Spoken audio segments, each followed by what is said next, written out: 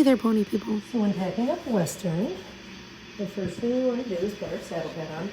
Sometimes I'll put a saddle blanket underneath just so that these don't get so dirty, because if you know, these don't exactly go in the machine for washing very easily, and then you just gotta pressure wash them.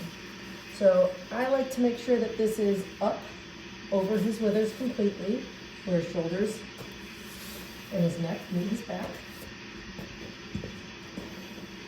I have a wither relief pad that I throw on, one on either side in line with the saddle pad. This is just for added comfort. I have a lot of horses and only a couple of saddles because I can't afford to have custom saddles for each of them.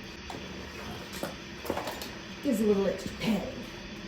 I will throw my stirrup for the opposite side that's going over the other side of the horse, over the horn, as well as my cinch, so that it is out of the way and I can have a clean throw. When I throw the saddle over, I'm going to grab onto the horn and I'm going to grab onto the back of my saddle or onto the seat. I like the saddle itself. And I use my knee to give it a good throw if you have a tall horse. And you are not very tall. I am 5'2".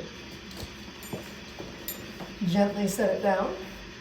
And I'm going to tent the pad so that it is leaving a little gap up underneath the saddle here, underneath the withers here, I should say.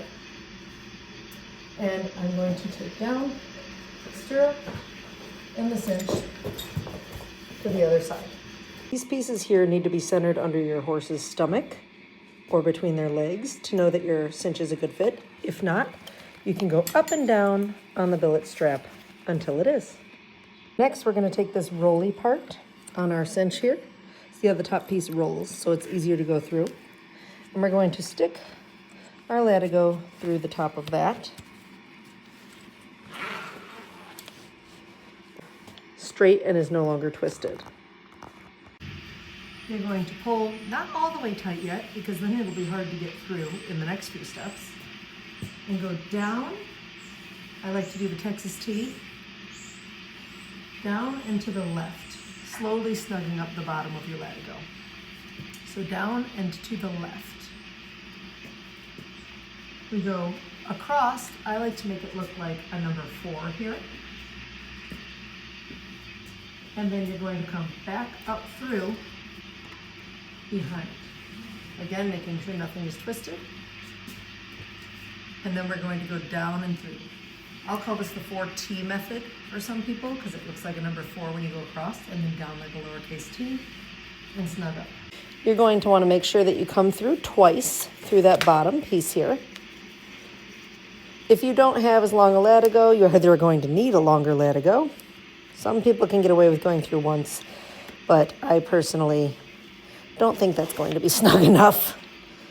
Pull up again. That's going to tighten your cinch.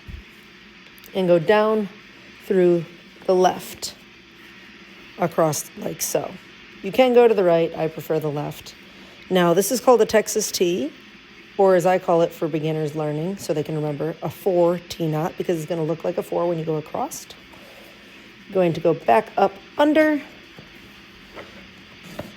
and then down through like a lowercase t, or as some people might say, it looks like you're tying a tie. I couldn't tell you what that's like. Notice I'll pull up on not the flag or the tail part, but the part underneath. I'll pull up on to tighten, and then I'm going to go pull back towards the back of my horse here so that that loop I just made tightens again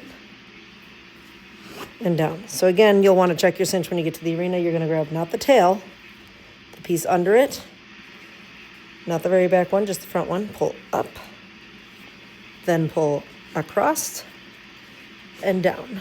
And then if you have enough slack, you can tuck your tail through the top piece here. Otherwise, you just let it hang. And you'll notice that these are in the center of my horse, so my cinch fits correctly. You want to make sure it's snug enough that you can fit a finger in, but you're not going to fit your whole fist in there and it's not sliding around. Again, you'll check before you get on. This piece here can be used to go through the little holes. That's one way to tighten your cinch, but this is how you tie a Texas T. I like it better because I find it's more adjustable and you're not stuck between holes where it's too tight or too loose. and you can just adjust it to where you know it's not going to come out or be defective. Adjusting your stirrups, this piece right here is going to slide up like so. You take that piece, slide up, and then you can take your stirrup out of the holes and slide them up or down as necessary to whatever length you like. Press it snugly into the holes and slide back down. To tell about what length you want your stirrups, you can use this trick. Take your hand, put it up under the saddle flap, and bring your stirrup so that it comes to your armpit. It should come within an inch or two of your armpit.